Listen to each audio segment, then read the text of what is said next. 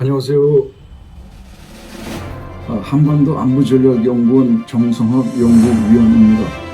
인공위성 자료를 분석해서 지구촌 구석구석 살펴보는 글로벌 TV 영상 정보 시간입니다.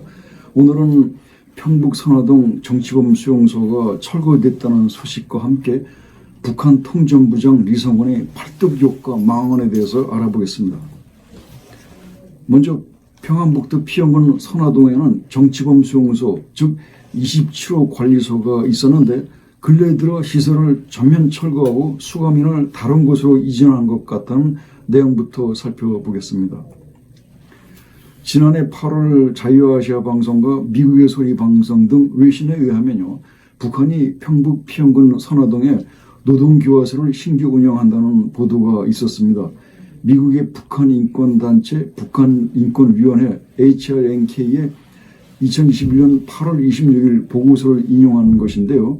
탈북민 증언과 위성사진을 분석하고 종합한 내용을 바탕으로 한 겁니다. 한편 데일리 NK는 내부 소식통을 인용해서 확인한 결과 선화동 시설은 교화소가 아니고 27호 관리소, 즉 정치범 수용소라고 최종 보도하였습니다. 그런데 제가 위성 영상으로 다시 살펴보니까 이 시설이 전면 철거된 게 확인이 됐습니다. 철거 전 부진 면적은 0.7헥타 정도 됐고 크고 작은 건물 8개 동과 양의장으로 시설이 구성되어 있었는데 지난해 12월 구글어스 영상에서 울타리까지 철거되고 전면 사라진 걸로 파악이 됐습니다. 수감자는 타 지역으로 이전됐을 것으로 추정이 됩니다. 27호 관리소는 평북 피영군 선화동에 위치하며 이곳 피원 벽돌 공장에서는 벽돌과 기와를 생산해서 살림집 건설 등 각종 공사 현장에 공급한다고 합니다. 벽돌 공장 내에 겐치리 크레인 5대하고 컨베이어 벨트 등 시설이 영상에서 식별이 됩니다. 공장 지대에는 내부로 진입하는 철도 인입선 3가닥이 보이는데요. 이 철로는 인근 용계역에서 분기되는 것이며 용계역은 백마선, 즉 평북 염지역과 신의주역을 잇는 철도의 중간 기착지라고 합니다. 한편 공장 옆으로 삼교천이 흐르는데 벽돌 공장에 소요되는 용수와 모래는 이 하천에서 채취할 것으로 보여집니다. 이곳 27호 관리소는 반사회주의 유반자를 단속 및 수감하고 피원 벽돌 공장에서 강제 노역을 시킨다고 합니다. 선화동 시설에 대해서 데일리 NK가 내부 소식통을 인용해 확인한 첩보에 대해서 좀 알아보겠습니다. 미국 북한인권위는 당초 이 시설을 교화소라고 했는데 데일리 NK는 정치범 수용소로 용도가 변경이 됐고 수감 인원은 한 520여 명 정도라고 밝혔습니다.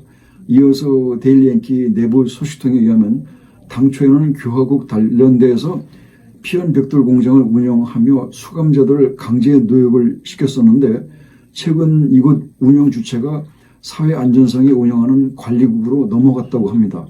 사회안전성에서 정치범 수용소를 운영하며 반동사상 문화 배격법에 의거 남한영상 유인물 배포 등 반사회주의, 비사회주의 행위와 코로나 방역수칙 위반자들을 철저히 단속하고 수감한다고 합니다. 김정은식 공포 통치를 최근 대폭 강화했다는 겁니다. 선화동 시설 철거민 이전에 대해서 알아보겠습니다. 부지 면적은 0.72헥타 정도 됩니다. 철거 전 왼쪽 영상을 보면 크고 작은 건물 8개 동하고 무릉등의 양어장 그리고 높은 담장과 울타리 등으로 시설이 이루어져 있었는데 지난해 12월 영상에서 14바에 66m 크기의 큰 창고 건물과 양어장의 시설이 전면 철거되고 빈터만 남았습니다. 대형 창고 건물은 지붕이 녹슨 걸로 보이는 양철 지붕에서 흰색으로 바뀌었는데 재질을 바꿨거나 도색을 새로 한 걸로 보입니다. 북한의 정치범 수용소 최근 운영 실태를 알아보겠습니다. 데일리 NK에 의하면 수용소 수감 인원이 전체적으로 감소했다고 합니다. 코로나 변이종이 전역에 창궐하고 수인성 전염병까지 돌아서 사망자가 늘었다고 하는데 방역 및 보건의료 체계가 미비해서 사망자가 더욱 크게 증가했다고 합니다. 또한 열악한 노동 환경과 인권 유린 사고 및 고문으로 상당수가 사망을 했는데 수감자는 공민이 아닌 당과 조국을 배신한 배반자로 짐승 노예 취급을 당한다고 합니다.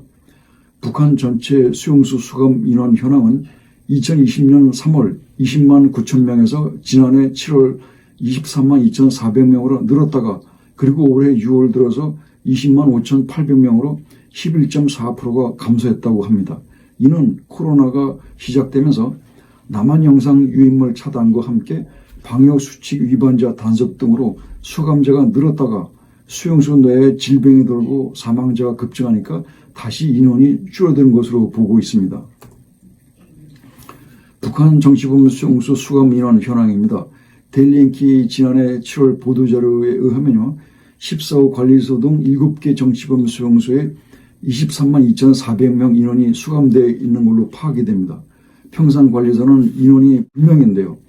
이곳까지 치면은 전체적으로 수감 인원이 한 30만 명은 되는 걸로 보입니다. 그런데 여기서 특이할 점은 사회안전성과 달리 관리 주체가 국가보위성인 시설은 더욱 참혹하고 끔찍해서 수감자는 살아서나 죽어서도 나오기 힘든 곳이라고 합니다. 탈북민 출신 언론인 기자 강철환 씨가 국가보위성이 운영하는 함남요도 15호 관리소에서 9살 어린 나이에 끌려 들어가서 10여 년을 살았다고 합니다. 증언에 의하면 험한 산속 깊은 골짜기에 위치한 수용소는 수감자는 죽어서도 그 영혼마저 빠져나오기 힘들다고 합니다. 다음은 북한의 통전부장 리성건의 볼성사나운 팔뚝욕에 대해서 알아보겠습니다.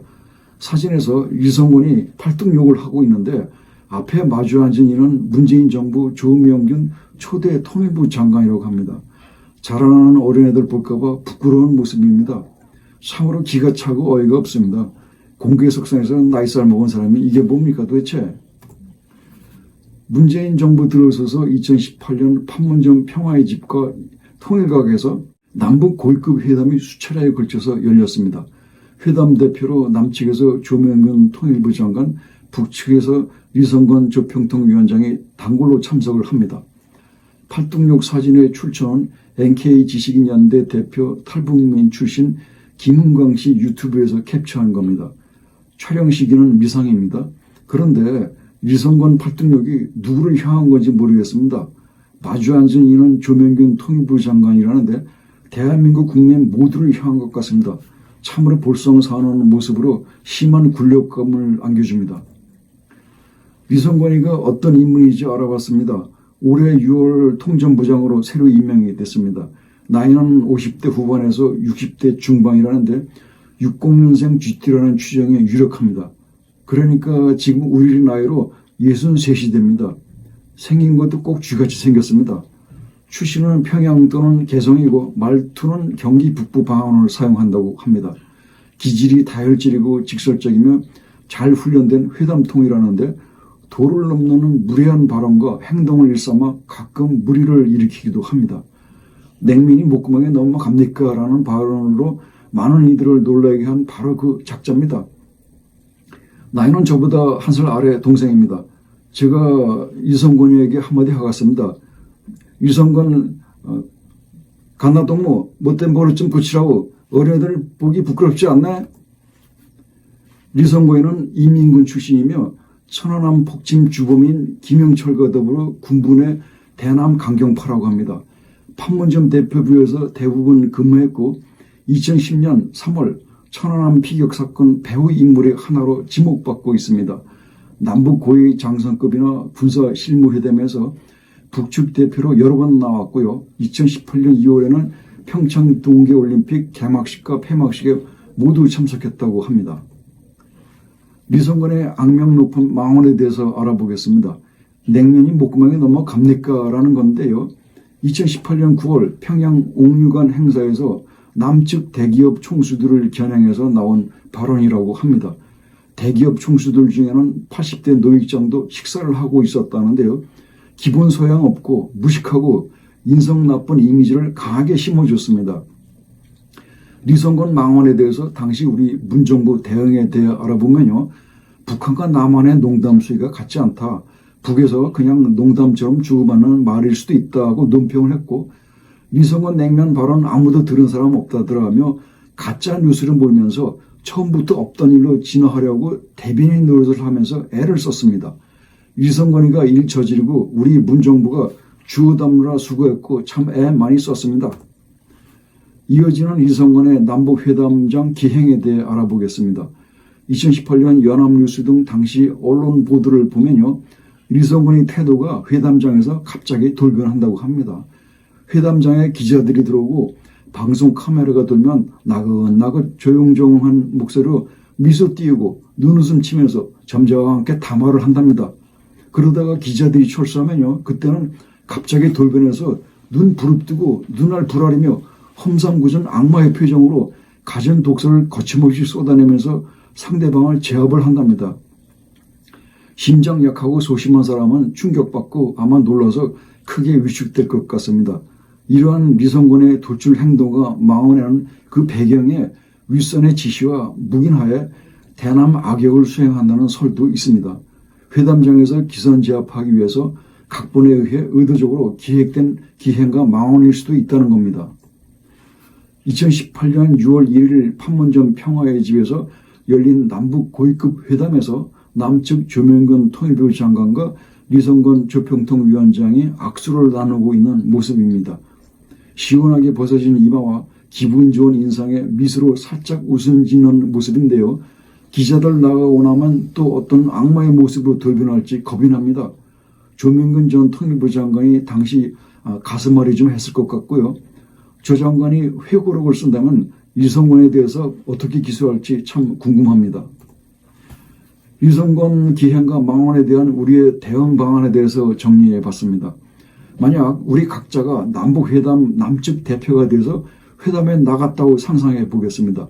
그런데 북측 대표로 리성건이 같은 작자가 나와서 눈 부릅뜨고 팔뚝욕하고 눈을 부라리며 막말 반말로 함부로 나온다면 여러분들은 어떻게 응대하시겠습니까? 눈에는 눈, 이에는 이라고 같이 눈 부릅뜨고 눈을 부라리며 팔뚝욕에 막말 반말로 똑같이 맞대응하시겠습니까? 아니면 고상한 품위와 존칭으로 응대하며 한없이 인내하시겠습니까? 저는 어찌해야 할지 잘 모르겠고요. 악역도 천성이라는 생각이 듭니다. 그런 악역은 아무나 하는 게 아니라는 겁니다.